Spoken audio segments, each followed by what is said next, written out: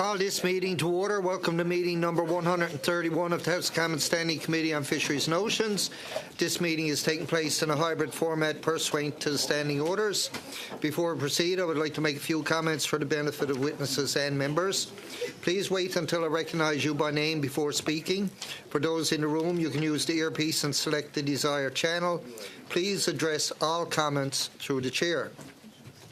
Pursuant to Standing Order 1082 and a motion adopted on Thursday, February 8, 2024, the committee is resuming the study of the Fisheries Act review. I want to say welcome to our first panel. We have from the First Nations Fisheries Council of British Columbia, Stu Burns, Executive Director. From the First Nation Wild Salmon Alliance, we have Robert Galagami Chamberlain, Chairman. And from the Nunavut Fisheries excuse me, from the Nunavut Fisheries Association, Mr. Derek Butler, Executive Director. Thank you for taking time to appear here today. You will each have up to 5 minutes or less for your opening statement. Mr. Burns, you have the floor. Thank you. I wasn't expecting to be so quick off the bat here. Good afternoon, Mr. Chair and committee members. Thank you for allowing me the opportunity to present before the committee today. I'm the Executive Director of the First Nations Fisheries Council of BC.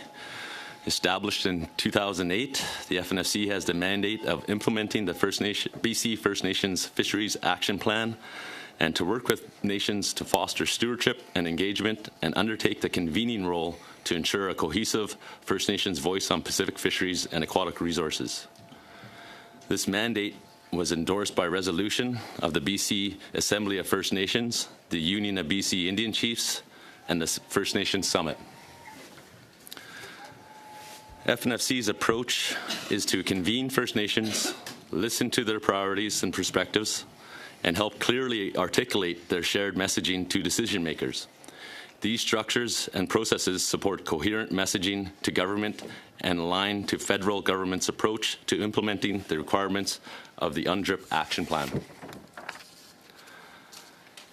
On August 1st of this year, after a detailed assessment of the existing Fisheries Act, the FNFC submitted for the committee's review our in-depth assessment of how best to modernize the Fisheries Act. We examined the Act with particular regard in how to best align it with Canada's legal obligations towards First Nations as enshrined in Section 35 of Canada's Constitution and recently elaborated upon in Canada's UNDRIP Act and Canada's UNDA Action Plan. Over the next few minutes, I would like to touch upon our key points as documented in our submission to the committee. First, it is of utmost importance that the review of the Fisheries Act needs to be broadened to include modernizing the Act to be consistent with UNDA. The federal government has made commitments to bring federal laws to be consistent with UNDA, and FOPO should take this opportunity to incorporate these changes. FNFC's submission provides examples and recommendations where sections need to be changed to be consistent with UNDA. To aid the committee in its work, FNFC is developing a recommendations report to be completed in March of 2025, which will be specific to modernizing fisheries-related laws and regulations consistent with UNDRIP. We intend to share our report with members of the committee once it is completed. Secondly, it is important to recognize that First Nations do not derive their rights solely from Crown legislation or court rulings. First Nations have Indigenous law which predates Western contact. First Nations use and have always used Indigenous law to govern themselves. A crucial element of reconciling Crown and First Nations relationships is the mutual recognition that the respective parties have different governing systems and laws. Thus, the Fisheries Act must recognize Indigenous law as a contemporary legal framework in Canada and provides for the implementation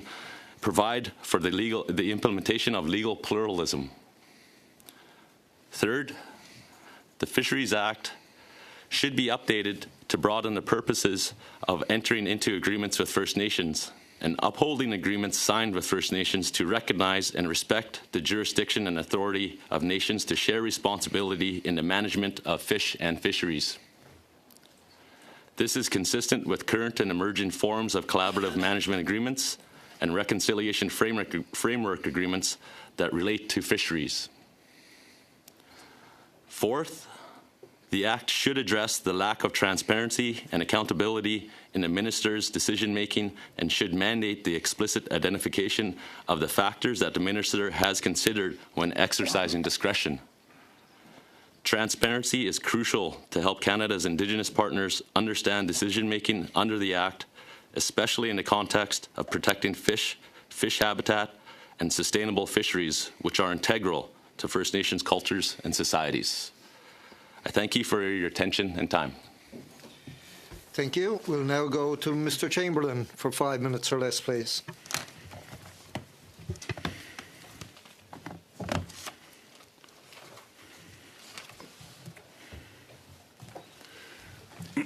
Gelakesla. Nu go am gelage me geitlen ak a kwachwasuten u gehwat me smoeskemak zoudenoch. O ik jach eens hoedli lachle men watlem patnala.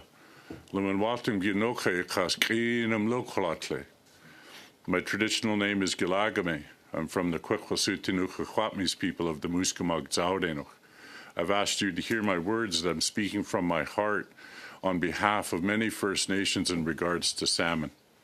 It is something that is a food source, a basis of our culture, of our traditions, and our language. And it is in dire straits. To the topic so far about the Fisheries Act, I'm always mindful of each of your party's commitments and government as a whole in terms of commitments to reconciliation, commitments to implement the UN Declaration on the Rights of Indigenous People, about charting a meaningful path forward with First Nations. And it is a very complicated and complex path indeed. But where does this hit the road? I believe for the government it needs to start with legislation. And I need to implore upon you the opportunity that salmon and fisheries represent to accomplish reconciliation, to accomplish food security for First Nations across British Columbia, and how this is beneficial to the environment, beneficial to the massive economy that is wild salmon. And by enacting a path forward that rebuilds and looks after salmon in British Columbia, you can meaningfully address reconciliation at a province-wide scale in a way that benefits all Canadians and the environment. And you can accomplish this and begin this path of reconciliation the Crown has made through revisions of the Fisheries Act, to reflect the realities that my brother Stu has just spoken of, the legal pluralism that is in Canada, about the inherent rights and title of First Nations people in British Columbia. We have witnessed the government make small steps in terms of programs and services. These are useful, these are beneficial, these are not fundamental reconciliation steps. It is still a Crown-controlled initiative. But what has happened along the way, First Nations have embraced the opportunity, developed various capacities with technical skills and understanding of the management of fisheries. There are many mature organizations in British Columbia that have the ability to manage. And so I ask you, what is the destination of this capacity development then? Is it simply to sit with government and argue? Or are we really going to hit the road with reconciliation, empower First Nations through legislation for the appropriate management that reflects the legal pluralism of this country, where First Nations who reside in their traditional territories that have their hands in the river and in the ocean and know what's going on intimately can inform management rather than somebody at 300 Kent Street? Let's be serious. That's where the solutions lie. But this can happen by encouraging each of you to put forward recommendations where we see a meaningful inclusion of this authority that is inherent in nature in the mechanism called the Fisheries Act, and which then the government cannot, or the DFO cannot reinterpret at their leisure through policy. It becomes a thou shall. And this is a significant path that I bring forward because Canadians, I don't think by and large understand what reconciliation means. And they would fear it if they don't know what it means. So if we take the step that I've just described, we could enact reconciliation. We could embrace the UN Declaration. We could enact Supreme Court law. We could breathe life into Section 35(1) that's going to benefit all Canadians in a real and tangible way. And this is the vision I see for what's critical for the relationship between the Crown and First Nations in British Columbia. Having a central government is one thing. Having a minister in Ottawa that doesn't have any connection to the territories that we are representing and speaking to is not, in our language, it's naka. It's not right. So I encourage you to really explore how it is that within the Fisheries Act, you create the appropriate space to embrace all that I've just described from a legal imperative incumbent upon this government to embrace and enact, which would then see us move forward together as is envisioned in this concept of reconciliation. Because what I've found, when we have Supreme Court law, and I'm confident every one of you understands where that sits in terms of the function of democracy in Canada, where conservation is first. Second to that is First Nations. And for your purposes as the Crown, call it FSC, Food Social Ceremonial. Very nice of you to come up to a term. I hope you understand it. Just kidding. For us, it's much more than that. It's the foundation of our culture and our traditions, attachments to our lands, our language. And these are the things that the residential school targeted to destroy. And so what I say, and I think about the broader commitments of all parties in terms of the Truth and Reconciliation Commission calls to action, why not invest in salmon to rebuild culture, language, traditions, attachment to lands? It's a tangible exercise, and along the way have a reconciliation and food security that benefits all Canadians. Now, this is the vision that I have. Yeah, and I know that the work... I had to cut you off there, Mr. Chamberlain. You're gone almost 2 minutes over the opening statement. So hopefully, Andy, you didn't get to say we'll come out in questioning. We'll now go to Mr. Butler for 5 minutes or less, please. Thank you, Mr. Chair. Let me start by thanking the committee for this invitation to appear before you this afternoon on your studies surrounding the Fisheries Act of Canada. Before I make two key points, let me briefly introduce myself and the organization and the people that I represent. My name is Derek Butler. As you know, I'm the Executive Director of the Nunavut Fisheries Association, or NFA. I've worked in the Industry Trade Association side of the business for some 20-plus years now, before which I worked in international political development with a Washington-based NGO and started my career here in Ottawa with Foreign Affairs and, as they say, a stint on the Hill. NFA is a typical or standard industry trade association representing 4 companies that participate in the fisheries in Nunavut. The NFA member companies are the Arctic Fishery Alliance, Baffin Fisheries, Pangnirtung Fisheries, Cumberland Sound Fisheries Partnership, and Kikatali Corporation, the Birthright Corporation. All companies are owned by the hunter-trapper organizations, the HCOs, communities, and or the Inuit of the Kikitani region of Nunavut. In short, these are Indigenous-owned companies that participate in fisheries to the benefit of Nunavut. NFA's role, then, is to advocate, to provide a unified voice for the commercial fishing industry in the territory, to stakeholders, to the public at large, and to territorial and federal government. We work closely with DFO, with industry partners, and our research partners. And on that last note, NFA supports a suite of fisheries and ecosystem science and research activities with various stakeholders in an annual research program, all in support of sustainable fisheries in Nunavut. Work on bottom impacts, bycatch surveys, and assessments, and more. We work with universities, we work with research institutes, independent researchers, we collaborate with other industry participants, and we receive support from both the territorial government of Nunavut as well as the federal government through CanNor, for which we are very appreciative. I have two main points today as an association. The first is DFO needs to fulfill the core mandate responsibilities of the department. DFO needs to ensure that they have the resources, so we have the resources, so that Canada continues to maintain sustainable fisheries, which contribute so much to our livelihoods as well as to world-class healthy protein. And you've heard this message before. Core mandate is imperative. At the heights of COVID, there was some talk that the fishery wouldn't be able to run, like a lot of business sectors. Concerns around health and the safety of our workplaces and our workers. I was confident we could, in my previous role, that we could adopt the best practices, keep our workers safe, and provide world-class healthy protein. If the world was going to pack potatoes and bananas for us, we should pack fish for them. It's just food. And we did. We rose to the challenge, we were resilient, and we gave the world more healthy protein. So, well, we need to keep doing that. And we need to make sure that DFO does the science, does the core mandate work in support of maintaining fisheries. That's my main message today.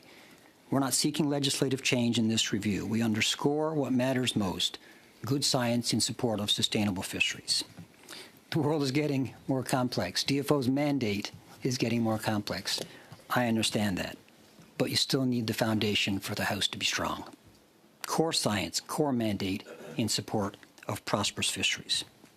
My second and final point relates to the review period of 5 years, and we may say more in our future submission, I should note.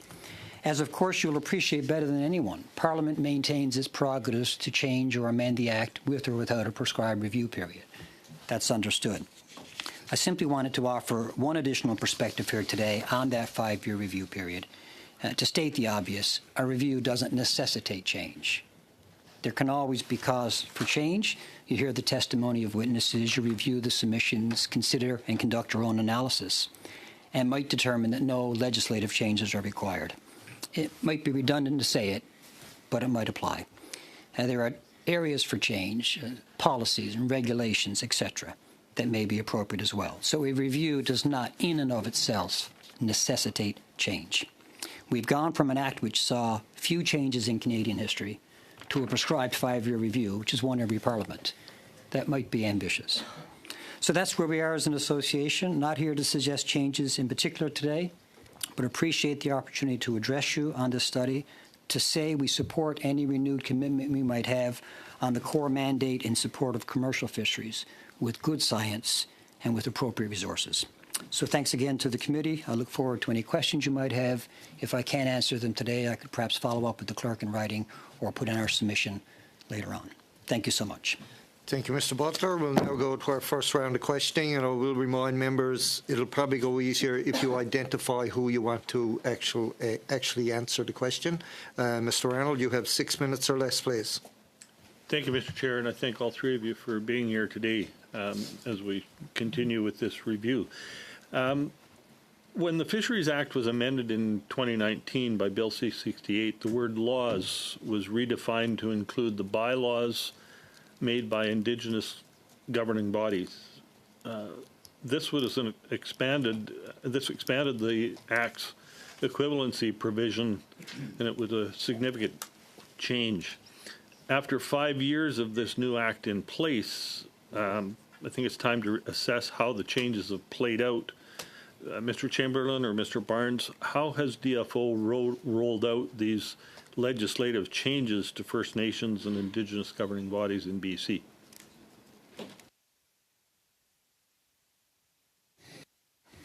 As far as I can see, I don't there's no evidence of any of those types of inclusions. This is the first I'm hearing of bylaws being brought up for local communities. So I don't have any examples of how this has actually landed, because it hasn't landed.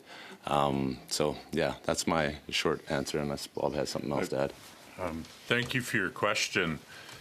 When I think of that amendment to the Fisheries Act, where First Nations bylaws can be incorporated into the Fisheries Act, that still does not represent the government-to-government Crown to First Nation relationship.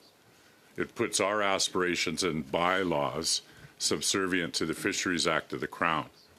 Now, that's a snapshot of that time, I believe, that it doesn't reflect the realities of law today and the embracing of the UN Declaration on Rights of Indigenous People. And I believe that when we start to think about First Nation bylaws, just on that train of thought, we have a Department of Fisheries and Oceans that is loath to discuss what the word social means, even though it's covered off in the Supreme Court. Food, social, ceremonial. They will not give it a definition. First Nations have views and perspectives of what that means to their nations. There's no cookie cutter for this. But what we need is a department willing to have substantive and real negotiations with nations to blow that balloon up and bring it to the dance, so we can understand and have an agreement about what social is, because it could very well mean the exercise of the licenses that come from Indigenous programs like PICFI, NICFI, AICFI, but then there needs to be an appropriate allocation. Okay, thank you. So has the government or the department worked with First Nations or Indigenous governing bodies to establish consensus or agreement to settle potentially conflicting claims over territories and waters that you're aware of? I believe the DFO does not have the authority to make remedy to what I hear you speak of in terms of overlap. They're there to discuss fisheries, and where they run into difficulties is the migratory nature of many salmon and other fisheries. And so they have made a practice of what I've witnessed, and to be very transparent, I've pushed really hard for years for our tribal council to get an Aboriginal Aquatic Resource Ocean Management body. We were unsuccessful. And I wonder how many others were unsuccessful. And I've become very aware of many First Nations that don't want one. But the DFO has a practice now, and I'm talking about their practice of only turning to ARAM bodies for direction.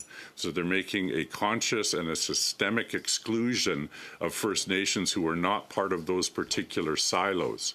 So they're actually working to ensure that there is not unity amongst First Nations, that they reward ones that they have agreements with, and they ask others to bear the infringement of their rights at somebody else's opinion.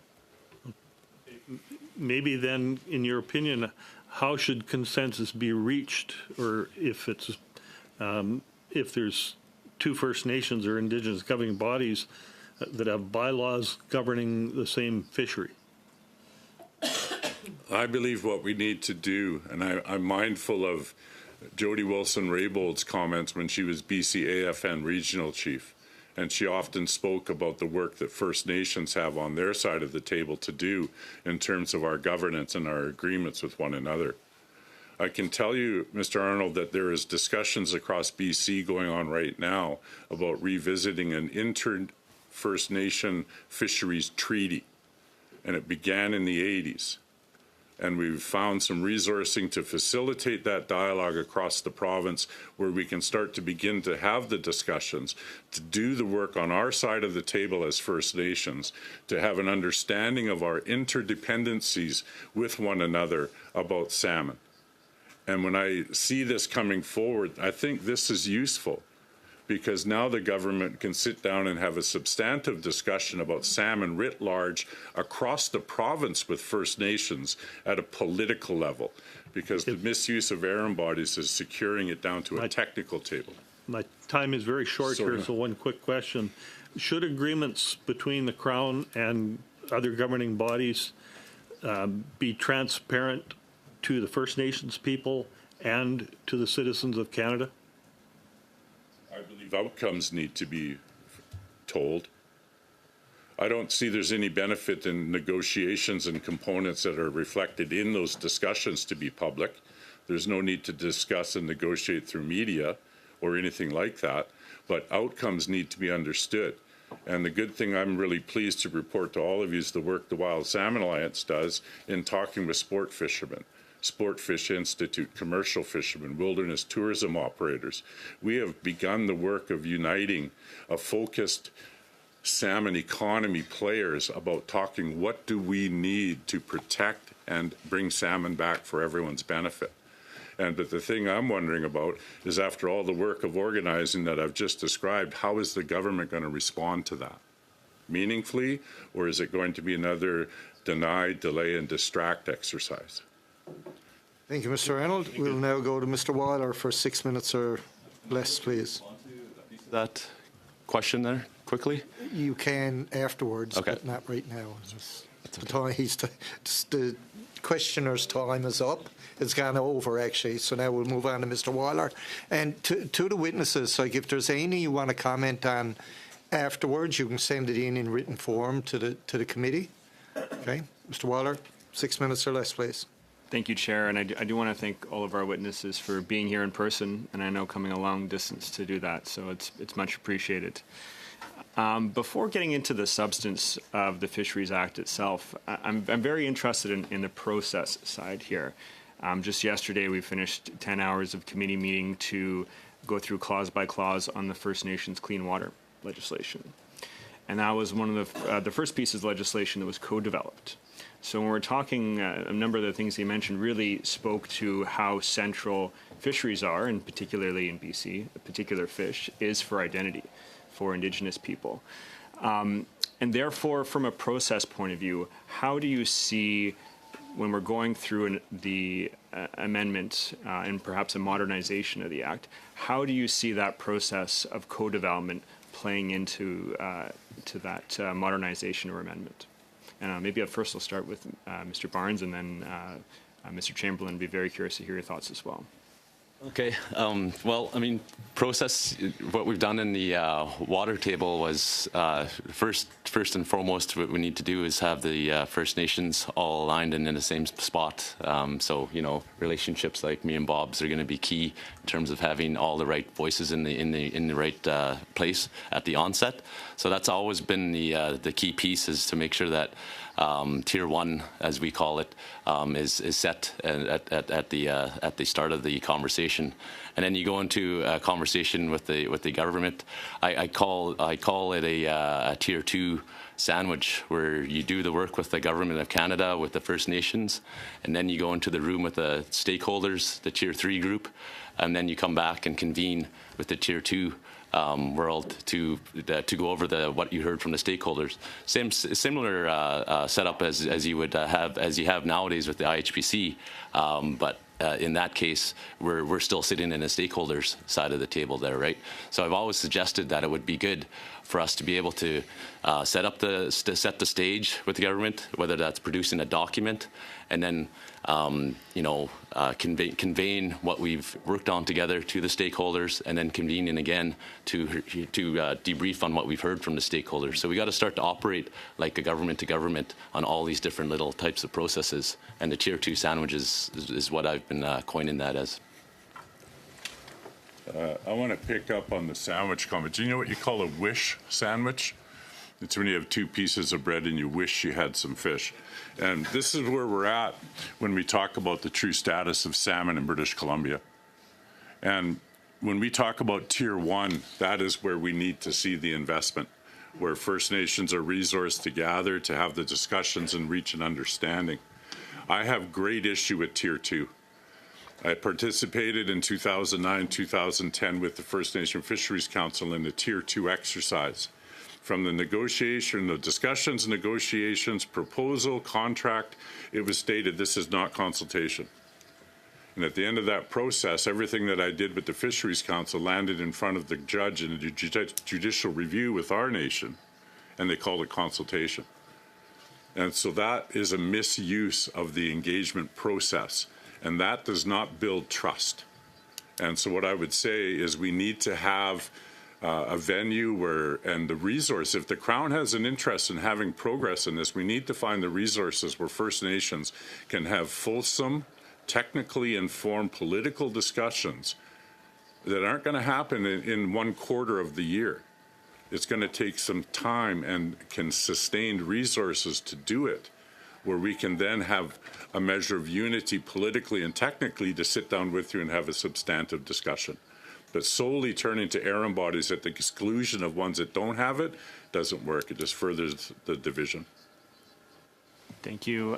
Next, I want to bring up something that Mr. Chamberlain and Mr. Barnes, you both mentioned in your introductory remarks, and that's the idea of legal pluralism. So before politics, several years before politics, I practiced in Aboriginal law. I'm not an expert in Indigenous law in any way, shape, or form. But I'm very curious how you would see that playing out in practice in the in the context of the Fisheries Act here. I know one of the challenges obviously Indigenous law predates contact. Sometimes those laws are not actually available in the written form. I know there's a big process now to codify a lot of those Indigenous laws, and so I'm curious from your perspective what that might look like in practice, and maybe I can start with you, Mr. Barnes. Well, I think it's going to be different from region to region, so it's not going to be a cheap endeavor. For the Gitxsan, for example, you might be able to aggregate some of us up, but really each nation is going to have their own way of doing business. And I think we missed an opportunity with the Guardian program 20 years ago to kind of amalgamate those two ways of thinking. The traditional law or that guides First Nations morals and the way that they resource extract within our territory is what tells our folks to get out of the water when it's time. It's when our traditional law says there's not enough fish to sustain your food this year. That's what the advice that they listen to, not the advice of government, right? So when CNP comes into town and says you guys need to stop food fishing, there's a reluctance and a trust miscommunication there that has been historic in nature. And so by providing an opportunity for our people to be involved in this decision making is going to be easier for our people to palate all those types of things. And then building off of that as well, there's opportunities if we do enable and acknowledge and empower our traditional law to be able to be license issuers for whatever catches that may happen in their territory. This can lead to shared resource mechanisms in terms of sometimes the effort for our people. It goes up and down because we haven't had opportunities to fish every year, but a lot of us are starting to utilize rec gear to get into the water for those types of purposes. But if we can license up that sector from our nation, then that would allow us to have more of a shared management tool with that sector. So that's one of the ways, but it's going to take bilaterals, and sometimes they can aggregate up, and sometimes they're going to be individual nations. But then that will also allow for traditional protocol agreements, which is something that Bob speaks to a little bit within his treaty that he mentions. That treaty that he mentions spun off of a Northwest Tribal Treaty that was on the Skeena. And through those mechanisms, we were able to solve a problem on the Lac-Oulam's territory, because our fishermen, since Western law came into play, our fishermen started to go down to the coast to start to harvest, and that was a problem for our brothers and sisters in the Lac-Oulam's territory, because that was their territory. And when our fishermen would go down there, DFO would take the allocation off of their allocation, not ours. So we set up an MOU with between the Gitxsan people, with Tzotzil people, and the Gitnyao people, and the Lac-Oulam's people to be able to articulate that we'll come down there and we'll take 5,000 sockeye this year. That's going to come off of our plate, not the Lac-Oulam's plate, right? So then we were able to interact with each other through a tool and speak to DFO in a cohesive voice. And the problem with that though was that we just weren't able to be acknowledged and enabled by local CMP, because they just didn't understand what was going on. So those are some of the traditional ways that we could start to alleviate some of these overlap conversations. Thank you for that. We'll now go to Madam Debian for 6 minutes or less, please. Merci beaucoup, Monsieur le Président. Merci à nos témoins d'être présents. Thank you, Mr. Chair. Thank you to all our witnesses. This is a very interesting and certainly very relevant to our current study. I am going to talk to you about Quebec. Oh, have you found the interpretation? Do you have it? Yes? Okay. I'm from Quebec, so I represented the Bloc Québécois as well as Quebecers. So I am going to talk to you about the Quebec perspective on the problem you're talking about. We are a nation, so we completely understand this notion of nation that you are bringing. So in 2002, we signed a historical agreement, which means the Peace of Brave, with the Cree Nation, for example, which recognize the ancestral rights and the current rights from nation to nation between the Quebec Nation and the Cree Nation. And in this regard, there are a certain number of principles that were established for the management of the lands in the future. And this is an agreement that is for 50 years and which enable respect and collaboration between the nation of Quebec and the Cree Nation for the management of, for example, very large forest territory. So in the study we are doing here, I thought that this was a very interesting variable that we should be considering. I was wondering if this particular approach would be applicable within fisheries on the Pacific side of the ocean, for example. Wouldn't there be a way within the Fisheries Act to recognize your nation as distinct nations which work equal to equal together with the Canadian government? I mean, okay, I don't know if we can talk about the Canadian nation. It's a Canadian government. But anyway, how could we integrate this principle within the Act? And based on this agreement, you wouldn't always have to defend your rights, your will to be there at the table, to contribute to the decision, to establish standards that are yours.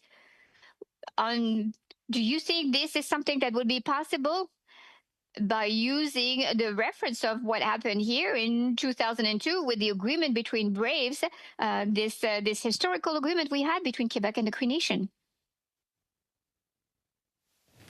Just very quickly. Ça fait longtemps. Thank you very much. I'm going to answer in English. In the Nunavut Territory Wildlife Management Board are in some part models perhaps of that. I'm not tout à fait familiar with the Danton des Braves, but there is a co-management model in place for Nunavut under the Lands Claim Treaty through the Nunavut Wildlife Management Board, with co-management where we present to that board in terms of our fisheries allocations and policies, and a fisheries allocation policy which the board is responsible for. So that might be perhaps something like you're alluding to with L'Entente des Braves. L'objectif étant d'éviter. The objective is to try to avoid having to constantly reinvent the wheel, reassess something that has been established and signed. I mean, we're talking equal to equal. Like, I mean, what do you think about this? I apologize, I can't speak in your language. In grade 8, I was asked to leave French class at grade 8. For other reasons, and it was the start of never mind, that's another story altogether. So of course, I'm aware of the pluralism that Quebec has with Canada. And I'm also happy to hear that you have reached an agreement with the Cree, where you recognize the ancestral rights, both historic and present day. I think the key part of what I picked up on that resonated with me very quickly was respect and collaboration. That is what we're missing with the engagement between DFO on behalf of the Crown and First Nations people. It is not about respect. It's about minimization. It's not about respecting Supreme Court law. It's about reinterpreting it through policy. And the collaboration is now at a technical level, avoiding the government-to-government discussions, which are what is the basis of reconciliation. How do we accomplish what you've done as a province with the Cree Nation? I'm aware, it's been said to me, that there's Section 35 under the current Fisheries Act where the minister has the authority to delegate management agreements. That's one area that could be implemented. but it needs to be implemented in a way that is not exclusive or giving priority over anyone, but to set an equal table for all First Nations who enjoy the very same inherent rights. Thank you. Just to add to that, I don't know if this is on. I totally appreciate the sentiment, and I think that's what we're striving for. There's something called, I mentioned the IHPC process before. That is the process that is set up to inform the IFMP development each year. Our First Nations do not go to that process anymore. Our rights were constantly being put on the floor to be challenged, and it speaks exactly to your point right there. Like we wanted to be in the room as a government, not just another stakeholder, and it relates to how we come to the Pacific Salmon Treaty table as well as part of Team Canada, right? We're there towing the line, and we don't get respected at a domestic level. So it's really hard to keep trying as hard as we can for Team Canada at that level. Thank you, Madam Debian. We'll now go to Mr. Backrack in place of Ms. Barron today. 6 minutes or less. Thank you, Mr. Chair, and thanks to the committee for allowing me to sit in on behalf of my colleague. It's good to see folks again, and thanks to our witnesses for your time today and your contributions to this study. Mr. Barnes, it's good to have you here from our part of the world, and listening to you talk about your nation brought me back to this summer paddling down the Kispiox and the Skeena and connecting with Gitxsan fish harvesters out there fishing at their family fishing sites that have been used for thousands of years, and just reflecting on that deep connection to the river and the place. And so what you've been speaking about, and Mr. Chamberlain, you as well, in terms of the recognition of Indigenous law and the recognition of Indigenous management in the statute, I think is a really important thing for us to be discussing in the context of these potential legislative changes. My first question is around what barriers you see to implementing that vision of legal plurality. Because, as you know, as someone who comes from the Skeena watershed, fish issues are highly contested, and there's a broad cross-section of society that feels a connection to fish and to the place, and we often run into tensions between different perspectives, different worldviews, different values. What are the current barriers to implementing this legal plurality that you've laid out for the committee today? I feel like it's ignite. One of the phrases we had for the Indigenous Program Review a few years ago was igniting a cultural change. So basically, we have to accept that we're going to be doing things differently. It's not going to feel right at first. Change is never an easy thing, but until we have the willingness to actually accept the change and stop going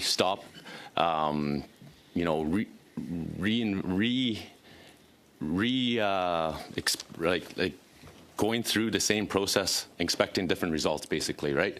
That's all we've been doing for the past 30 or 40 years. And so we need to really think outside the box.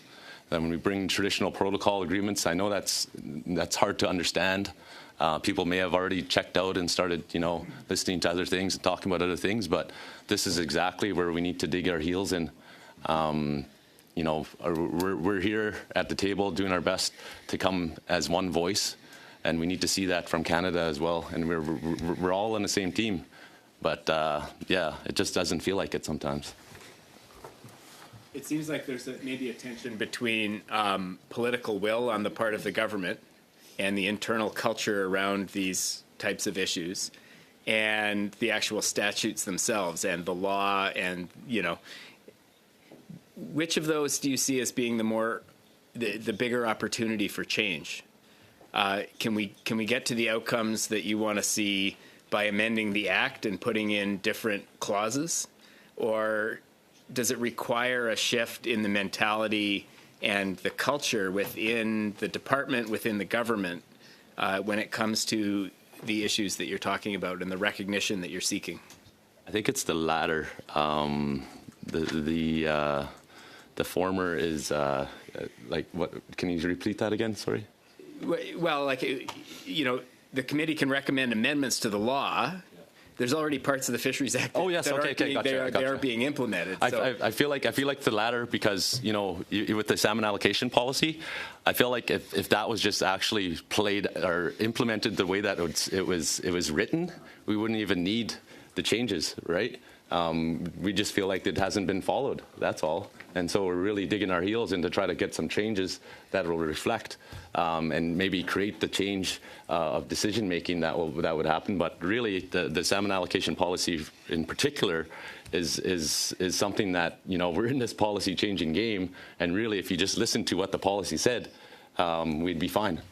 So I think it's the latter. Thank you, Bob. If I could jump in, I'd like to just comment. I mean, to me, I think about it this way. The Fisheries Act is the foundation of a house. The Integrated Fisheries Management Planning perhaps is a wall or a room, and the salmon allocation policy is up in the attic.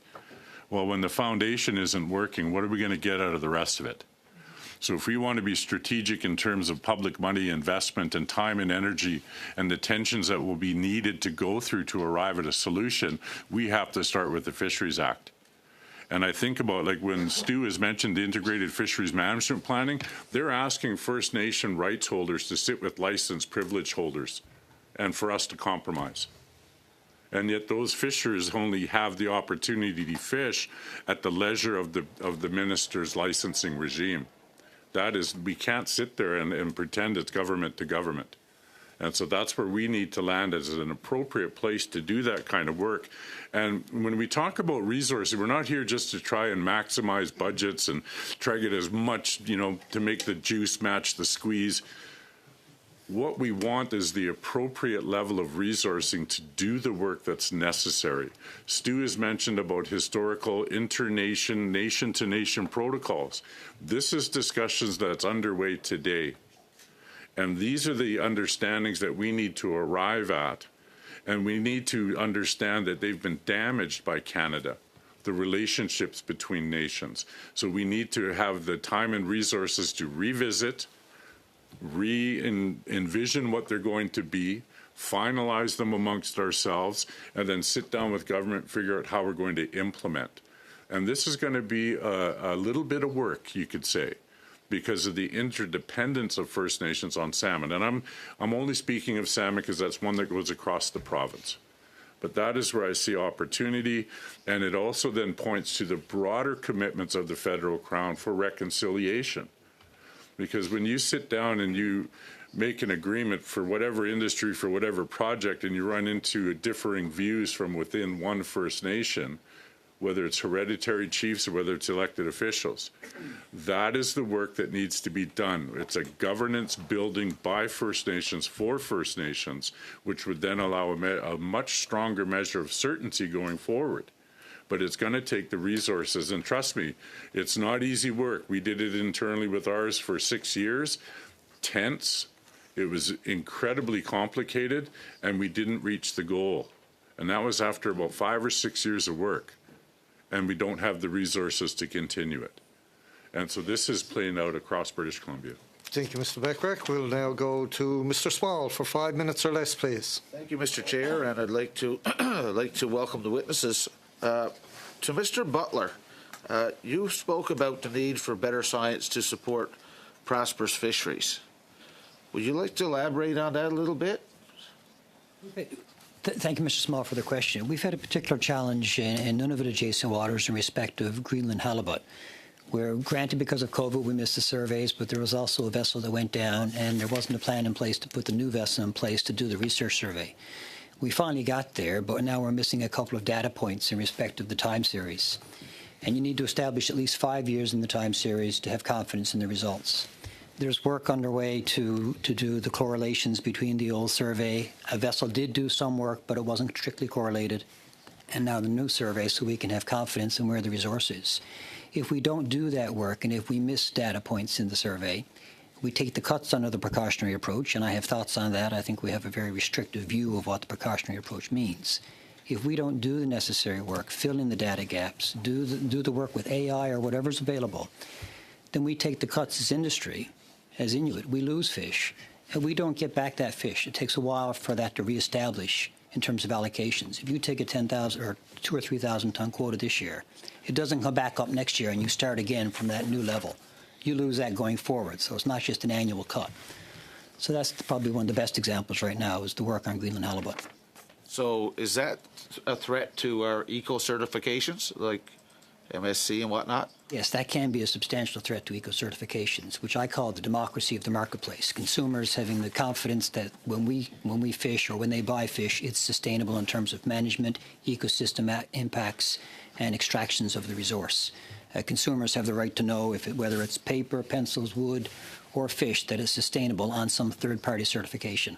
If we don't do the science, that can put that in peril. So is the Fisheries Act keeping up with our changing ecosystem in terms of, I'm thinking about species migration with warming oceans and Flexibility that's provided for in the Act, including the Minister's discretion, the flexibility around the fish stock provisions, is crucial. The predictability of what will happen and what Mother Nature will do in the future is very difficult. I mean, crab in Newfoundland and Labrador context bottomed out in the mid-2015 or 2014, and now it's resurged. We could not have foreseen that. We went through a colder phase of an overall warming regime. I think the Act is responsive as long as we have flexibility in the Minister's discretion. And if we have the adequate science to measure as we go, it's like groping in the dark a little bit. I teach graduate level fisheries policy and sustainability, and I tell the students, counting fish is easy, except they move and you can't see them. So you have to do the annual science. You have to do the continual assessment work to understand what the resource is doing. As climate changes, we need to make sure we're doing that annual work. If we miss years, you end up like Alaska, where they missed a survey year, and when they checked again, the crab was gone. Literally, the crab was gone, the snow crab. Thank you. To Mr. Chamberlain, do you think pinniped and various other predation should be addressed in the Act? I believe that the Fisheries Act has to create the appropriate space to look after every one of the stressors that affect salmon. Pinnipeds are one, fish farms are another, logging practices are, mining, oil and gas, all of these things, global warming, food availability, floods, wildfires. But the thing that I see is we need to start to drill down and understand each of the implications of those particular stressors and arrive at what is the solution for it. Because what I'd love to see is a multi-billion-dollar salmon fund to restore salmon across the province, to see every watershed get the work it needs, not pretending that PSSI is going to make it there because it's shown it hasn't. But if we're going to be investing in the restoration of salmon and habitat, if we don't address every stressor, the potential of trying to pump gas through a fire is real. Now, pinnipeds, they are definitely, without question, I've got friends that are on the Fraser River saying, I want you to come on the boat with me. I want you to watch these pinnipeds eat up the juvenile salmon and the adult ones when they come back. Certainly it's a stressor. But we have to think of more of the combination of different stressors, now they interact with one another. And then we start talking about science and sustainability, as Derek has mentioned a few times. I want to thank everyone that's here from the last report, when you had a look at the Canadian Science Advisory Secretariat, the pseudo-objective industry influence science process, which doesn't serve Canadians. And I think your recommendations were sound. We need independent science. We need science that is not going to be hijacked by an industry that'll benefit from the outcome, whether it's pinnipeds, whether it's fish farms, whether it's forestry implications. And one of the things that I'm involved with in British Columbia, and I have been for quite a number of years, is Watershed Future Initiative at Simon Fraser University, looking at cumulative impacts in the watershed of salmon. There's work being done at UBC. There's work being done at Pacific Salmon Foundation. Incredible work being done on water at the First Nation Fisheries Council. Where is the opportunity to bring everyone that has information together so we can start to understand what each person organization is doing and how it aligns into what we need to rebuild salmon in a very holistic way. And then once we have this, we can then sit down and take a look at things like the wild salmon policy, the conservation units, and start to figure out what is a strategic use of public money to attain the goal. Because right now, there isn't one. And I think Canadians deserve more, and I think certainly the wild salmon deserve more. But it's going to take resourcing to bring everyone together to arrive at an understanding so we can build what's necessary for future generations. Chamberlain, we'll now go to Mr. Hardy for the last intervention. 5 minutes or less, please.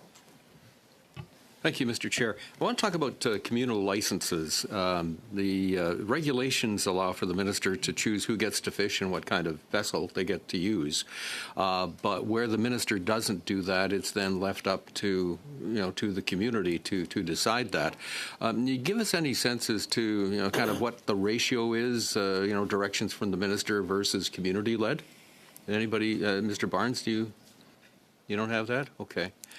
I do have a comment on communal licenses. Well, we'll get to that in a second.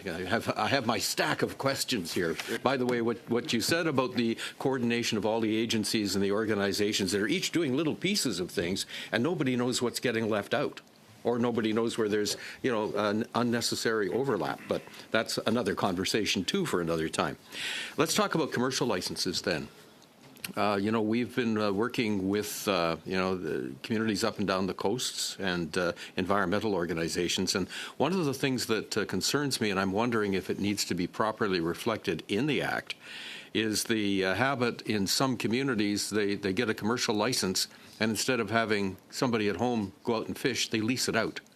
They become, it becomes kind of a profit center, and we know what conditions are like on the West Coast, with leasing of licenses and quota. Would you like to see a change to that regime?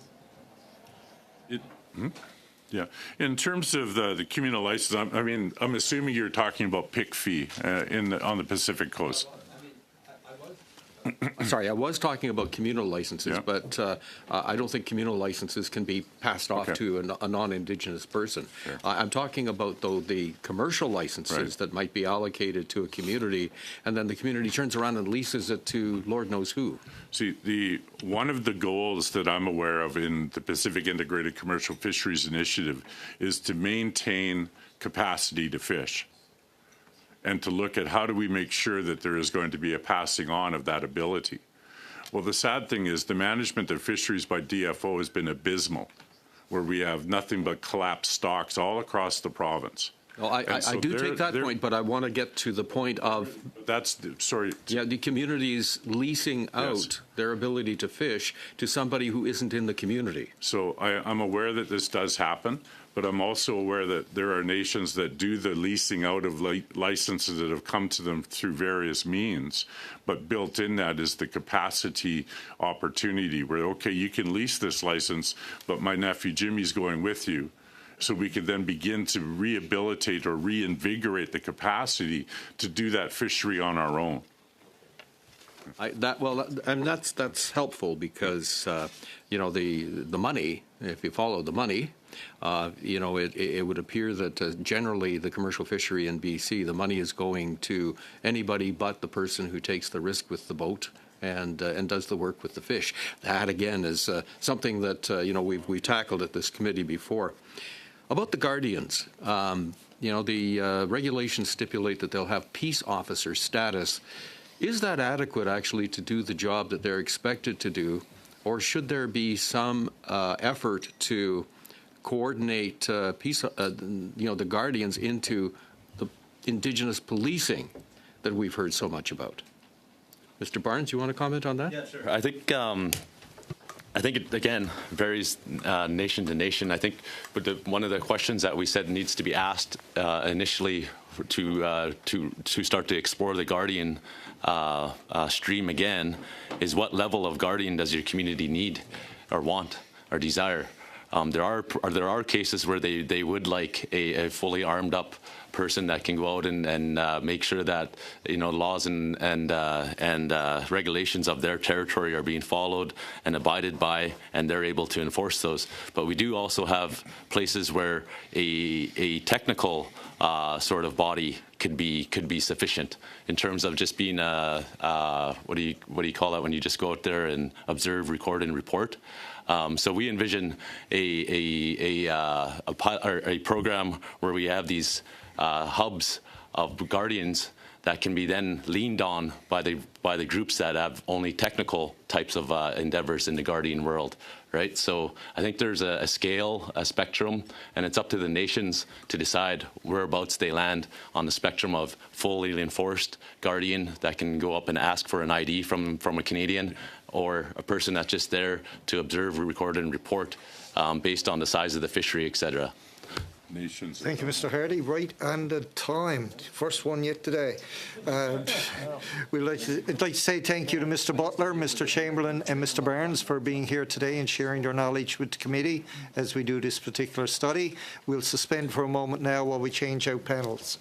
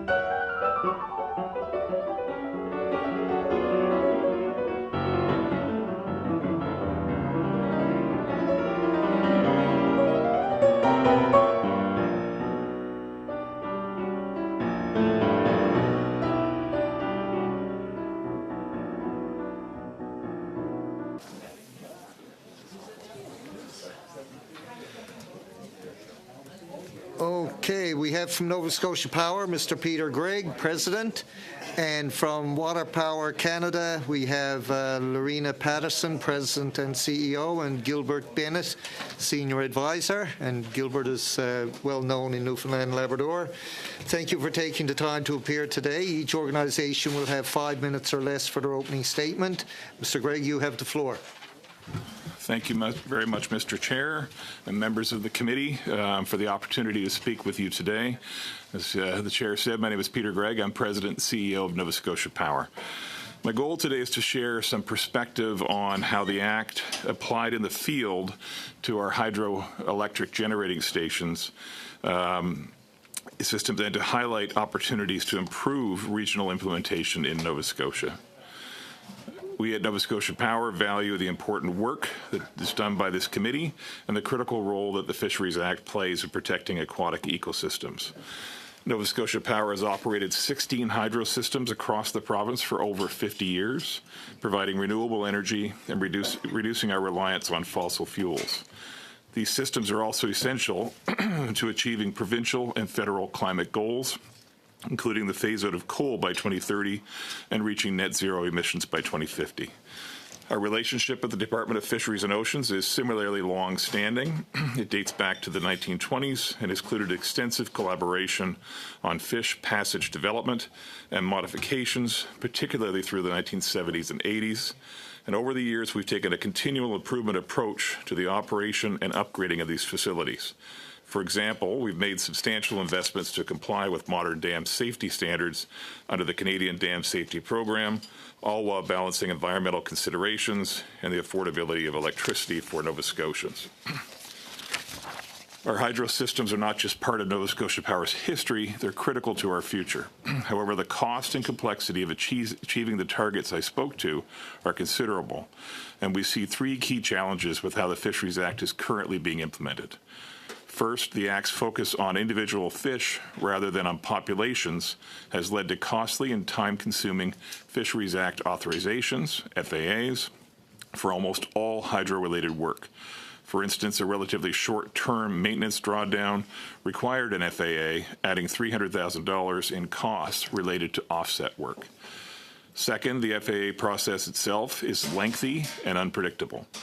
One dam refurbishment project submitted in 2020 is still awaiting approval. Additional requirements, as we await this approval, have increased costs by $4.1 million and delayed critical safety work. Thirdly, inconsistent regional interpretation of the Act has led to significant operational challenges, including new environmental studies, costly upgrades, and regulatory delays. These costs ultimately fall to Nova Scotians and our customers, who already face high energy transition costs. To address these issues, we recommend refocusing the Act on protecting fish populations rather than individual fish, and reserving FAAs for high-risk activities. Routine, lower-risk work should be managed through streamlined processes such as codes of practice or letters of advice. We also urge reasonable leniency on grandfathering for legacy systems, which were not designed with modern regulations in mind. Finally, flexibility should be built into offsetting policies for older facilities that have already undergone significant upgrades. Nova Scotia Power remains committed to reducing the environmental impact of our operations and supporting the transition to clean energy. With these adjustments, I believe we can find the right balance between safeguarding fish populations, maintaining public safety, and advancing decarbonization goals, and keeping electricity as affordable as possible for the people of Nova Scotia. Thank you, and I look forward to your questions. Thank you. We'll now go to Ms. Patterson for 5 minutes or less, please. Many thanks, and thank you for the opportunity to appear in this committee's review of the Fisheries Act. Canada's Great Blue Water Battery, that is hydropower, has been seriously impacted by the application and interpretation of the Fisheries Act. What could be essentially a cost-free service that currently powers more than 60% of our national grid must now pass on to ratepayers the significant costs of monitoring and implementing measures to protect every single fish from encountering its turbines.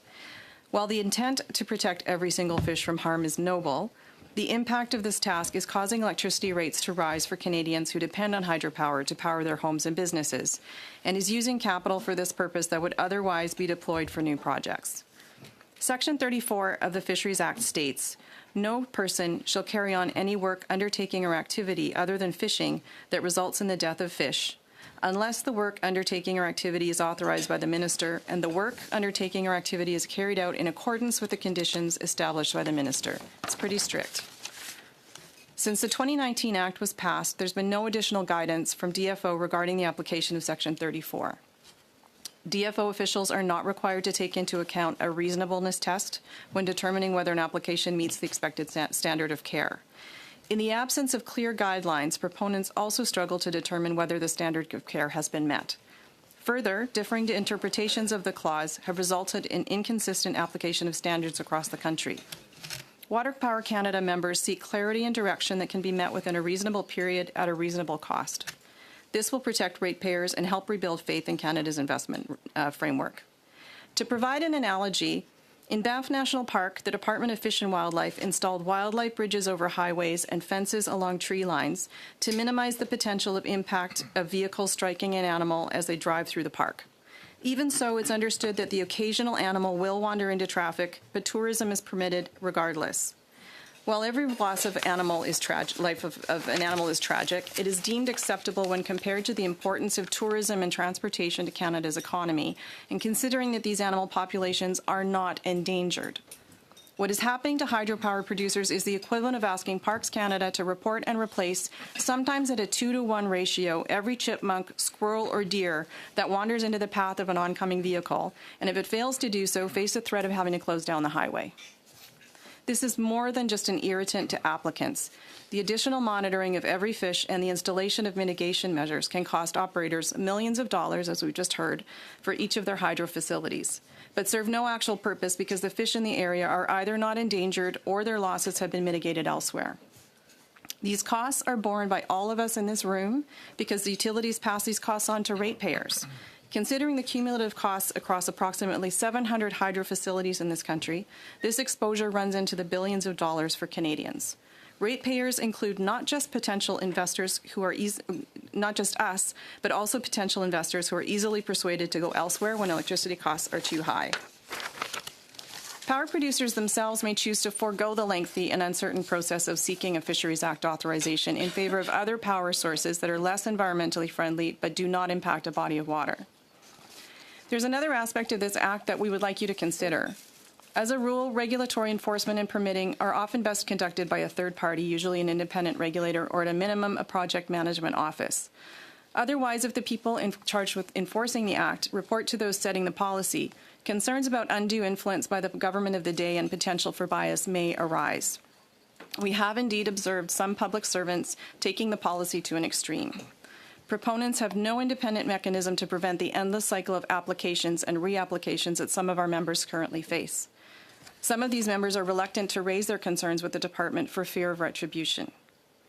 To summarize, we would ask that the definition of fish and fisheries return to the original focus on fisheries and fish habitat as opposed to individual fish, that consideration for the cost of monitoring, mitigating, and delayed application reviews to ratepayers be included in DFO evaluations, and that consideration be given to the establishment of an arm's-length party that would be responsible for these applications. The Government of Canada does not need to micromanage every detail of a project or facility in order to ensure compliance. Indeed, if our recommendations are followed, we will have a better chance of meeting Canada's climate goals, while at the same time ensuring Canadians have access to the lowest cost, most reliable energy grid possible. Thank you. I'm happy to take any questions. Thank you. We'll now go to Mr. Small for 6 minutes or less, please. Thank you, Mr. Chair. So, to Mr. Bennett, if we look at Canada's future with hydropower, how's that future looking with the way the current Act is in place? So I think I can reasonably say that the current micromanagement that we see in the administration of the Act is increasing risk for the industry. And there's no doubt that there are utilities in Canada who would look at the regulatory risk associated with hydro. And notwithstanding that it's a long-lived, reliable, valuable asset that runs for decades, they would say that risk of pushing paper, seeking authorization, navigating the environmental assessment process is simply too big a risk. And they look at other alternatives. And I think you look at the conversation about nuclear today, right? Nuclear, the general consensus among many people is that nuclear is an easier path to get through environmental assessment than hydro. And that, to my mind, is a significant challenge. I see. So, are there any other challenges, Ms. Patterson, other than what you've laid out to us here today? Do you have any other things that you'd... There are multiple challenges, obviously, and there is a cumulative effect to all of the regulations that that we have to comply with in this ecosystem of regulation in Canada. And a lot of these applications are repeated at the provincial level. So we have provincial monitoring as well as federal monitoring, and it's a repetition of the same information in many cases. And often lead to different outcomes. So I would say that we could look at streamlining this whole process much more effectively to encourage these facilities to be able to operate and to build new facilities into the future. To Mr. Gregg, you talk about managing fish and fisheries. Would you like to give us an example about how that's impacting your operations in Nova Scotia? Sure. It's been, I referenced in my opening comments, it's probably the best example where we've been awaiting for 4 years an approval of an FAA. And that's added significant cost to the system. I do worry about, we do everything we can to keep our dam system safe and compliant. But there's work that needs to be done on these dams, and I worry if it takes too much longer that we end up taking on too much risk for that. I think it's important to also mention that we have to be off of coal generation by 2030 in Nova Scotia, and we need to be 80% renewable energy by the same time. And so that hydro fleet for us is essential in achieving that. We're not blessed with the vast hydro resources like Quebec has and Manitoba and BC, but we do have hydro facilities, 16 across the province, that are essential for us to meet those requirements to 2030, and then also the potential of new requirements for net zero by 2035. And so work needs to be done to make sure those systems are available. As I said, they're 50 to 100 years old and need constant upkeep. And so what we're looking for is predictable timelines, practical solutions, and a risk-based approach to regulation. So are you finding excessive delays in permitting? Yes. It's exactly what we're experiencing. Maybe I'll give you a little more detail on the one for 4 years. So we've been asked to do studies. We do those studies, but we've had 4 letters subsequent to that, and I would call them largely incomplete letters that ask us to do more studies on top of more studies. And, we're happy to do the studies, and we care about fish population. I don't want anybody to think we're trying to get away from our responsibility. But when we don't know what the timeline is and we don't know what the requirements are, it makes it very, very difficult to plan a capital budget and maintain and operate the system. Again, Mr. Gregg, do you think that DFO recognizes the importance of your industry when it's making its decisions? I think they do. I really do. As I said, we've had a long-standing relationship with DFO that goes back over 100 years. I think they do. I just think, what happened with the modernization of the Act in 2019, I think the shift away from focusing on fish populations and fisheries to individual fish became the sort of turning point on this. And before, when we could rely on looking at our activities from a risk-based perspective and have a letter of agreement to do certain work rather than a full-out FAA to do it. That was a practical approach and worked well. But it's really since 2019 that we've seen this approach become much more difficult. So are you saying that we don't need to be basically the Fisheries Act is calling for the reinvention of the wheel with every project? I don't know if it's calling for the reinvention of the wheel, but it just, for every piece of work we seek to do on one of our systems, it seems to require a Fisheries Act authorization and takes a long period of time, and there's uncertainty in that. Where before we could have letters of agreement that would be based on a shared understanding of what the risk to the fishery would be, and we'd have offsets to take care of any kind of potential risk to a fishery. And that's what we're looking for, is more of a return to that pre-2019 approach. Thank you, Mr. Small. We'll now go to Mr. Callaway for 6 minutes or less, please. Thank you, Mr. Chair, and to our witnesses, thank you for being here today and for your opening remarks as well. I'm going to start with Mr. Gregg. First and foremost, thank you for being here. We've had many chats on this very topic, and a couple of comments you mentioned, for Nova Scotia Power, it's in your best interest for a healthy fish population. I think we need to categorically say that. But I want to kind of look at this from a case study perspective, and you don't have to mention a particular project's name, but your recommendations up front and the touch points that you're having difficulty with. I'm wondering if you could take just a little time, and part of the problem we have is that we only have 6 minutes. But I'm wondering if you can kind of quickly go through like a bit of a case study of a particular project, the touch points, and how those hardwired recommendations would help. Thank you, Mr. Callaway, and thank you for our chats we've had along the way. I guess the best way I could do it is, without drawing on a particular project, but maybe generally describe it, is that as part of our ongoing work, if we're looking to do a maintenance drawdown of a head pond for safety reasons, we need to make some improvements to the dam for safety purposes. The need for a code of practice to allow such work to proceed under a letter of advice is the way it used to be done. And that worked well. We worked closely with the regional officials at DFO when we understand the operational requirements of our business, and we look to those letters of advice or an expedited Fisheries Act authorization.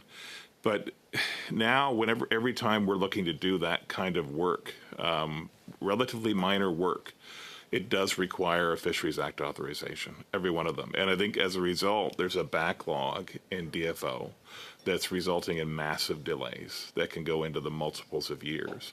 And, we want to do everything we can to protect fish populations, as you said, but we also know that we need to clean our grid. And that a healthier climate is good for fish populations too. So we're trying to balance that out. And so we're just looking for predictable approach, risk-based approach, and consistent application of the rules. Thanks very much. And to go back to what is driving this, obviously there's a business case for it, but there's also a clear case that we need to get off of coal. How many projects are we talking about with respect to Nova Scotia that you find yourself in this predicament? Because I would agree with you that there is, seemingly through the testimony of all of you, it seems to be quite layered in terms of the approach as compared to 19 or pre-19, where it was very much around due diligence, but also quicker to be able to assess and make a decision. And it seems like that the line of sight, it appears to me, the line of sight is not there, but also, correct me if I'm wrong, but the goalposts keep kind of maybe moving, they keep moving on you. Yeah, so to the first part of your question, we've got 16 facilities of all of they're aging. And so over time, all 16 will need work and will require DFO approval of the work we're doing there. So all 16, we're trying to extend the life. It goes from our largest facilities, Wreck Cove in Cape Breton, to the Mersey River on the South Shore, and then all of the smaller systems we've got across the province require us to work with DFO. The second part of your question, forgive me. A 54-year-old man to recall things. Yeah, well, yeah. I'm a similar vintage. I'm trying to recall things. Yeah. I know. I was predominantly thinking on, what's driving this, and the goalpost moving. Yes. So it seems, not just in your testimony here, but we've had many conversations where it seems to me that not only is there a time delay, but there seems to be, and you expect, look, quite frankly, you expect DFO to do the due diligence, to be able to ask questions, to ask them again, to clarify. But can you make the difference between that and what I think you're saying in terms of the saga of, not a saga, but the continuation of beyond due diligence, which seems to mean repetitiveness? Yeah, I think the best example of that, I spoke to it a bit before, but the project where we've been awaiting 4 years for a Fisheries Act authorization, and back to the changing goalposts, the frustration there. And you know, we respect regulation, but the challenge there has been 4 years, multiple studies, but the continual sort of arrival of new letters that ask us to do more. And it would just be nice to be able to say, these are the requirements for a Fisheries Act authorization. It's very, very clear. We know what the work is. We know what the timeline is. We said about it, and we're done. But that has not been our experience. How much time, Mr. Chair? 20 seconds. Okay, I want to use my 20 seconds to go. I'm not sure who mentioned around it's easier to get a nuclear project approved than, say, hydro. I think it was you, Mr. Bennett. That is a pretty, I wrote that down immediately. And this goes to you, Ms. Patterson, as well. You all talked about various recommendations. What is the one key recommendation that if you don't see in the report, you would go, why is that not there? Short answer, please, because he's gone over time. Habitat as opposed to individual fish. There you go. Yes, I would agree. Sustainability of a fish population by managing a fishery as opposed to counting individual fish. We'll now go to Madame Debienne for 6 minutes or less, please. Merci, Monsieur le Président. Thank you, Mr. Speaker. You're going to say that maybe I'm being chauvinistic, but that in Quebec we have a strategy, Hydro-Quebec, that promotes biodiversity. So my first question is, and Hydro-Quebec strategy, you know, from 2022 to 2026, we've established a strategy to promote biodiversity in Quebec. And the goal of this was so that modernizing the various plants and future plants and new developments have to be covered by this strategy. So with the overall goal of protecting biodiversity. So they developed a plan where they're with scientists who do studies on the behavior of eels, for example. So they do studies on behavior and and then they put their observations. So there are groups that are impacted by installation or by the facilities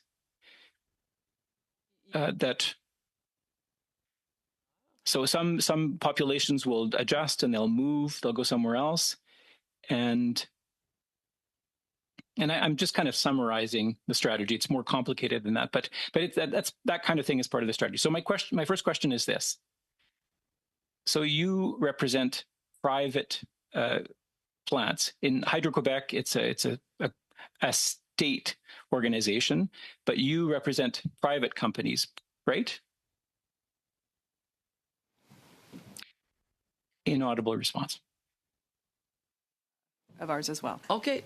Donc, est-ce que cette approche-là, cette stratégie pour la... So is this approach... this strategy that is focused on biodiversity... That was adopted by Hydro-Quebec, could that be a way of establishing a consensus, an approach that would be accepted by the various defenders of biodiversity, and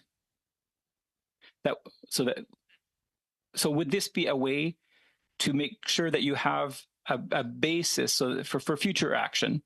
Would that create a sense of safety for you, for the businesses that you represent?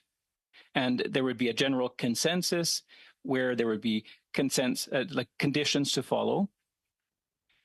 and you would be aware of those conditions, and you would have research tools that could make things happier and more coherent. Is that something that might be an option for you, or am I just dreaming in color? Dreaming. There are 700 existing hydro facilities in Canada, and it would be valuable if there were consensus on what the priorities were for each of those. What are the populations that are important to communities, whether they be indigenous, recreational, commercial fisheries? What are the species that are important? What is the sustainability of that population? Is it at risk? Does it need support? Is mitigation or improvements required for that particular population? Or are there situations where things are okay? That conversation doesn't happen anymore because the department says, the Act says, you cannot kill a fish. So we can't even get to that discussion because we don't know what the operators don't know what the priorities are for each of those facilities, nor do they have clarity on what the expectations are for a new facility. Maybe sometimes for a new facility, it's an easier conversation because you go through the environmental assessment process, you collect a lot of data, a lot of information, a lot of feedback, and those priorities get discussed. But for the 700 facilities, some of which have been here for more than a century, industry doesn't have guidance on what the expectations are. And I agree, a comprehensive plan like Hydro-Québec has would be an important discussion point, and then we need to get it validated so we can get on with the work. Thanks so much. Donc, si je suis... So, if I continue on this topic, un mécanisme à l'intérieur de... Shouldn't we have some kind of mechanism in the Fisheries Act where there could be in place some kind of environment mediation? So, for example, for hydroelectricity, but also for other sectors that are focused on the protection of biodiversity, but also on the economy of fisheries and everything that go to. I mean, we're talking about coastal economies and so on, but a mediation that, goes away from politics, but that will gather representatives from all the levels of intervention who have, an impact on biodiversity and who can give some directions, something non-partisan, non-political for the decisions that are made at DFO. So this, including, this essential tool, which would be a strategic plan for biodiversity. There were two things that changed in the 2019 Act that make this problematic. One was the focus on individual fish and the focus and fixation on the death of individual fish as opposed to the sustainability of the population. The second problem was the removal of public interest as a decision-making criterion. And as a result, that broader discussion doesn't become a topic. When somebody looks at a Fisheries Act authorization, they say, okay, don't worry about public interest. All we worry about are those fish, and not necessarily the fish population. That fixation on an important but very tiny point, because now we can get to infinitesimal effects where somebody says, I want you to fix that, is taking our attention away from the bigger picture. And it's a problem that can be fixed. Thank you, Madam Debienne. We'll now go to Mr. Bachrach for 6 minutes or less. Mon père dirait trop, c'est comme pas assez. Fin de la parenthèse. So you're just saying it's not enough. Okay, I'm done now. Thanks. This is an interesting conversation. Obviously, I'm from British Columbia. We have a lot of hydropower. This hasn't been raised, at least it hasn't come across my radar as a big issue, but of course the hydro producers are predominantly public in British Columbia, so it's a different scenario. I'm very interested in this distinction you're drawing between individual fish and fish populations, and this idea of focusing on fisheries and habitat as opposed to individual fish. And I can certainly hear the frustration, and I think I understand it. Fisheries permitting is a challenge that many different industries face, and it's a complex one in some ways. But it takes place in this discussion takes place in the context of the federal government having a pretty spotty record when it comes to the management of fish populations and fisheries.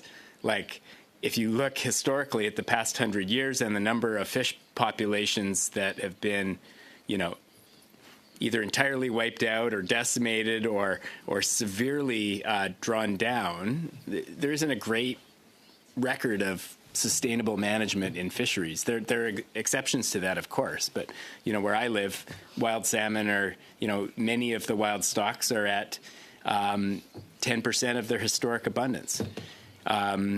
And so I guess I'm wondering, like, using the metaphor of the highway through Banff, which I think is a good one, and I take the logic of the analogy, but we also have really serious challenges when it comes to, in my region, it's highway and railroad mortality of moose. So at what point do problems affecting individual fish become problems affecting fish populations? I guess that's the question. And how do we work with a situation where we have insufficient assessment, we have insufficient science, we have insufficient boots on the ground when it comes to fisheries monitoring? How do we shift from what is right now, it sounds like a very precautionary regulatory approach, to one that is more streamlined and makes it easier for your business? How do we do that without doing a better job of managing these populations, these fisheries? And how do we build public trust around that? Because the public looks at it, and at least in my neck of the woods, they don't think the federal government is good at managing fish populations. It's the one thing people come together around. Well, I think that the fact that there's no distinction between the fish is a starting point. It's indiscriminate in terms of the individual fish in question. So it becomes absurd, because you can give a fishing license to someone to fish more fish in an afternoon than are allowed to go through, a turbine. So it becomes it's a conversation that shouldn't happen. We should be actually looking at this more comprehensively and determining where are the sensitive fish populations, and then adding measures that mitigate and help recuperate some of those populations in a different way. I don't know if you have some additional. Yeah, I mean, I would say that the existing regulatory regime is not working for many industries, and you've probably heard from many more groups than hydropower here, at the committee. And I think the first point is, when we could look at a population in any river system, and you can begin to make determinations as whether you believe that population is sustainable or whether additional work is required. And I would agree that in British Columbia, salmon is a very important issue, and there are challenges. And starting with that focus would be really important. But you can make the similar connections in any river system. Like, what are the populations that are important? What's the sustainable level of that population? Is it below that target? Is it above that target? Those questions are not easy either, I would agree. But they're a more straightforward management conversation than counting the individual fish on a daily basis that might have difficulty going through a hydro plant. So the level of detail that's being expected of in the current regulatory regime is not working either. I'm not an expert on hydropower, so I'm trying to imagine what some of these scenarios are. Earlier you mentioned fish going through a turbine, which I think is a pretty visual way for a fish to die. But obviously we're talking about other kinds of impacts as well related to the activities. And we also mentioned, the analogy of the wildlife overpass. There must be analogous mitigations in the hydro world. Is it simply a matter of those mitigations being too expensive for your industry to afford, or are there, perhaps unpack that a little bit for us? I think one of the issues is they're not really sure, because there's not a lot of clarity in the Act. So this process starts with the applications and reapplications, and the measures change over time, as Peter referred to in his remarks. So there isn't clarity around it. If the proponents would know ahead of time, they can account for these things and avoid as much as possible, obviously, the negative impacts. But I think also we cannot overlook the importance of this particular technology for the Canadian grid, We have a very clean source of power. We have a very reliable source of power. It's completely dispatchable, and you don't get that in any other source of power. So there has to be more of a balance between interests. And we recognize that we do take every measure possible to avoid negative impacts on fish. That is top of mind for everyone, for sure. But we also have to be able to do our job. Thank you, Mr. Bachrach. We'll now go to Mr. Arnold for 5 minutes or less, please. Thank you, Mr. Chair, and thank you all for being here. Your testimony is very interesting. Start off with Ms. Patterson. We heard from Electricity Canada last week, and a big takeaway for me on that was that on one hand, the current government has mandated and promoted electrification and an increased demand for electricity, but on the other hand, the government has made it more difficult and slower for hydroelectric projects to be authorized and built. Is that an accurate summary, and do you want to add anything briefly to that? I think that's fair. It certainly adds additional time, and it's uncertainty around time because it could continue for many years. The clock stops whenever an additional requirement is made for information. So while on paper they may be complying with the times that are mandated by the law, the 200 days I think it is, they're still they're taking many years in some cases as they reiterate their requests. So obviously that adds a lot of time and a lot of cost that we could be spending on other things like increasing our power production on the grid. Thank you. Thank you. According to the U.S. Energy Information Administration, or EIA, net flows of electricity between Canada and the United States have shifted, with Canada importing more electricity from the U.S. than we export to our neighbors since late 2022. The EIA states that power sales from Canada declined by nearly 30% from 2022 to 2023. The recent announcements from the incoming president have raised questions about the future of our trade relationship.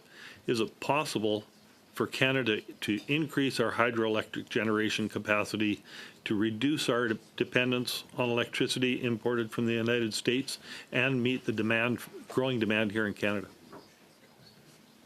So yes, I mean, the Canadian industry will respond. And, we'll make sure that customers have reliable electricity. Could include hydro, could include wind, solar, nuclear, like all the other alternatives, are part of the portfolio to meet that demand. I think one thing I would say about the existing interconnection between Canada and the U.S. is that it contributes to customer benefits on both sides of the border and improves the reliability on both sides of the border.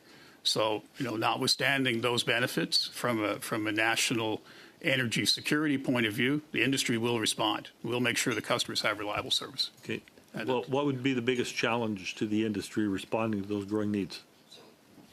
It's the regulatory process, making sure that the regulatory process is working effectively, that we have regulatory certainty across industry, across all the electrical sectors for that matter, that we can move forward with necessary projects in order to meet those demands.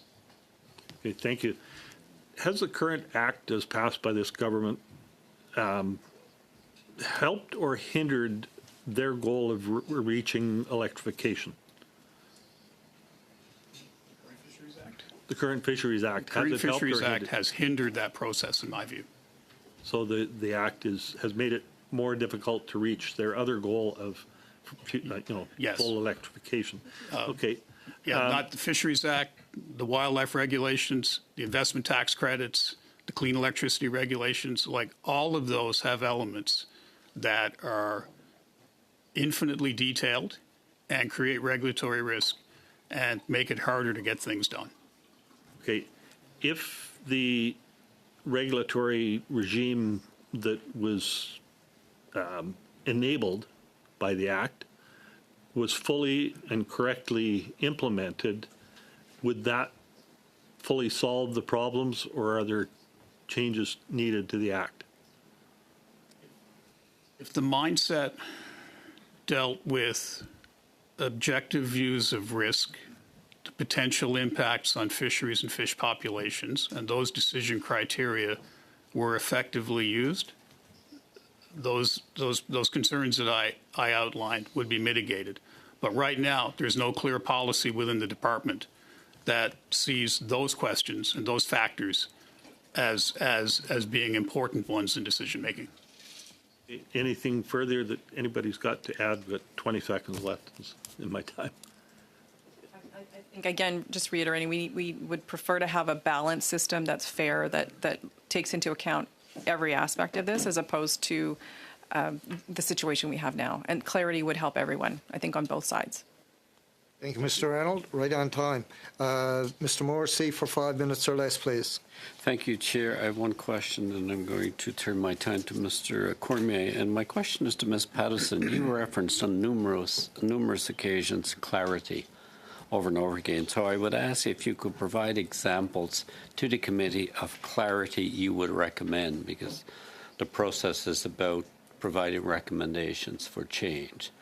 So without going into them, time is limited. If you could be specific on, let's take 5 or whatever areas of the clarity that you would see that makes it easier to determine what is defined. I think one of the... No, I don't want them now. If you would provide okay. them in writing to the committee. Absolutely. And the other one is around the definition of fish change. So if you could provide to the committee a number where there's ambiguity now, so therefore we need clarity in those areas. Because often the intent, and I was on the original committee with the numbers here when the act came in, intent and implementation sometimes deliver differently. So the intent was in some areas, especially as it gets to the definition of fish change, where we went to finding each one, which quite frankly I don't think anybody could verify if we killed one fish someplace and had to find it. So that's what I would like if you could provide to the committee in writing, very detailed recommendations that would address the issues you referenced here. Thank you, Mr. Cormier. Thank you. Look, I didn't have any question today, but just because of the discussion, you're all electricity expert. Mr. Gregg, I'm from Northeast New Brunswick. You probably know that Baldoon Power Plant, coal generation station there, that we need to phase out by 2030. So somehow related to the Fisheries Act. So we're trying to find some fuel replacement, as you know, for this central, right? So let's say we find something that, hydroelectricity, for example, we replace it. We'll definitely need an environmental impact assessment, all of the things that you're just saying. Is it realistic to think that by 2030, with all the thing that you guys need to do under the Act, under the law, under everything, that is realistic to think that we will have, let's say, a new station of some kind of, new power if we start the process, let's say, tomorrow? Is it realistic to think that with all the requirements that we will be able to achieve that? I think it depends, Mr. Cormier, on the type of facility. But the time is getting very, very tight to be able to achieve 2030. Maybe I'll expand on that in a Nova Scotia perspective. So how we're replacing coal-fired generation in Nova Scotia is primarily through onshore wind. And so we'll be adding another 1,000 megawatts, perhaps a little bit more of onshore wind. And the province will procure that through various tranches between now and 2029. And if you're looking at wind farms, I believe there is sufficient time to enable that transition to happen by 2030. We're also installing grid-scale batteries on the system to be able to allow for that greater penetration of wind, and we're actively in construction of those projects now. If you wanted to start to try to build a new hydro facility, there is not enough time to get that done. I heard Mr. Bennett talk about, he could get a nuclear plant approved perhaps quicker than hydro. And so getting a hydro facility approved before 2030, I don't even think you'd get it approved, let alone built. So what about, let's say, those hydrogen projects? There's one in Newfoundland, there's going to be some in Quebec, there's even a project in Baldoon in my area that will need also all of those impact assessment, right? Yeah. So they will. Hydrogen, the ones I'm familiar with, are going to rely on wind. They'll be building their own wind projects to generate the power to. Wind is in the water, for example, those turbines. So it will, under the Fisheries Act, it will have, to have a. Certainly, the hydrogen projects that are planned in Nova Scotia will rely on onshore wind, not offshore wind. If they did, offshore wind will take a lot longer to develop. For sure. So I guess what I'm trying to say here is, like, if we don't try to, let's say, I'm not sure if soften is a good word in English, but if we try to, let's say, like, make sure that the measure don't delay those things, because we want to achieve, right, like those net zero thing, everything.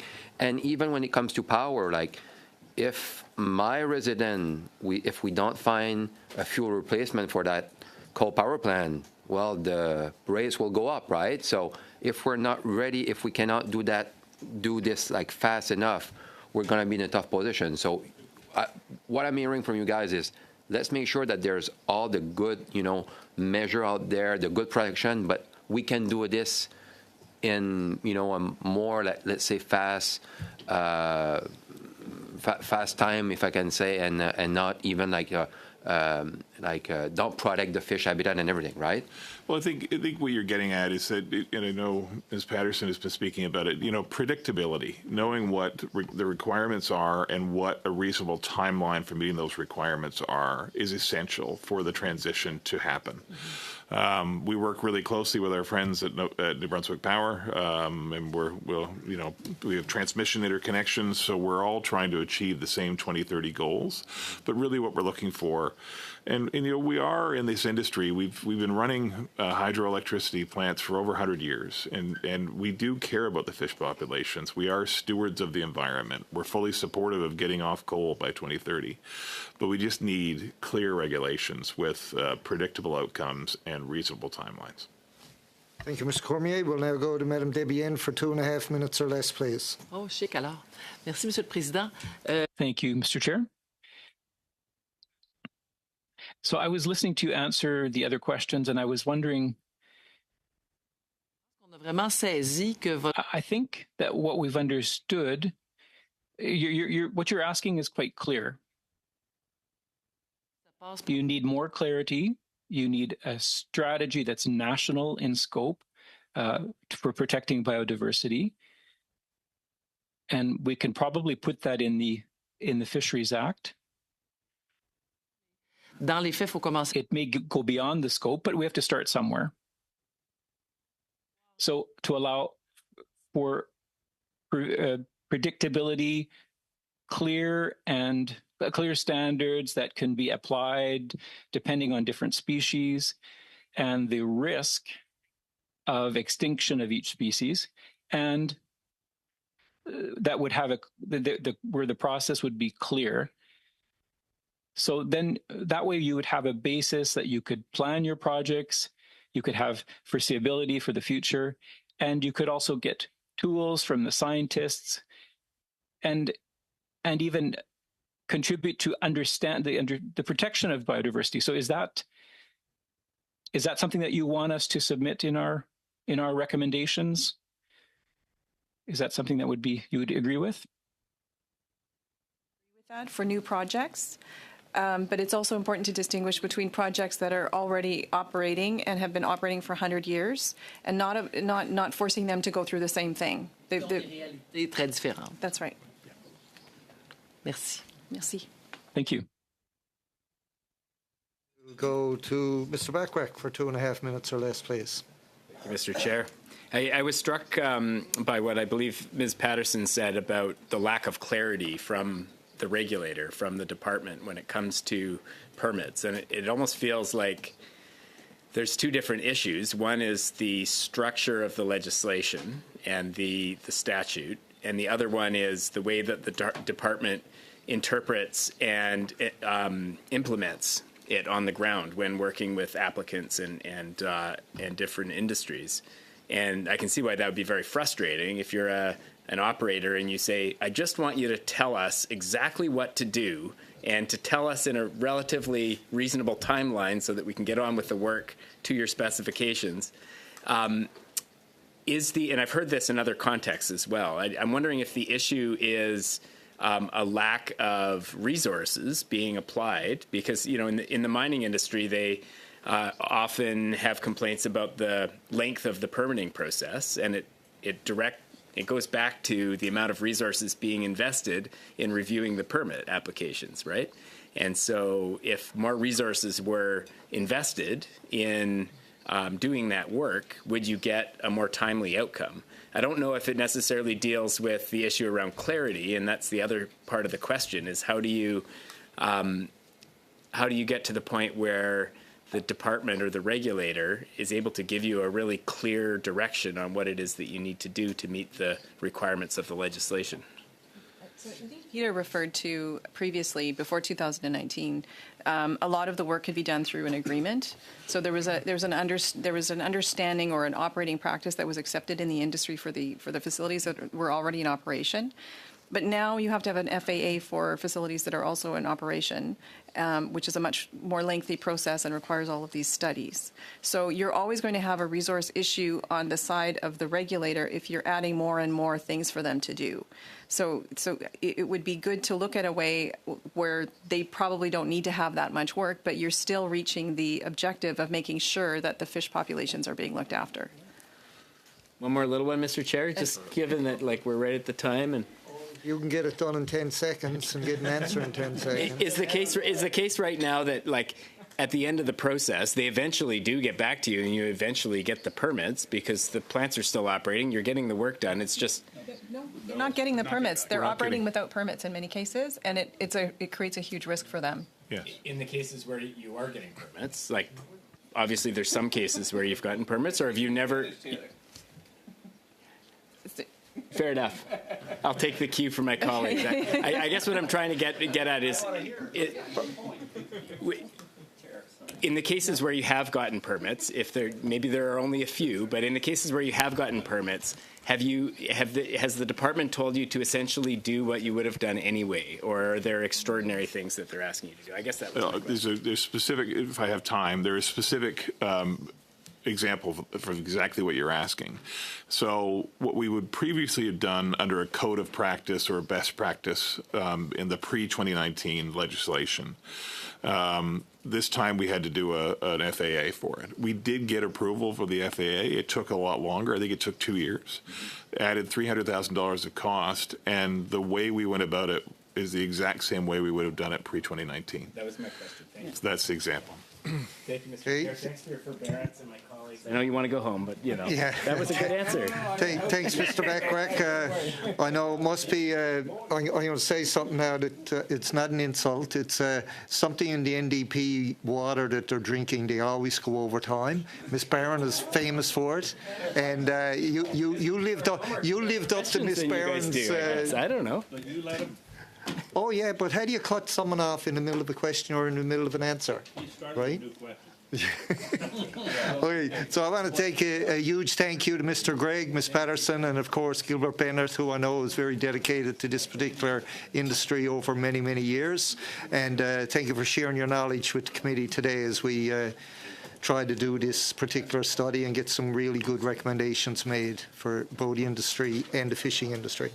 Again, thank you, everyone. On Monday, we will resume our study of the Fisheries Act. Meeting adjourned.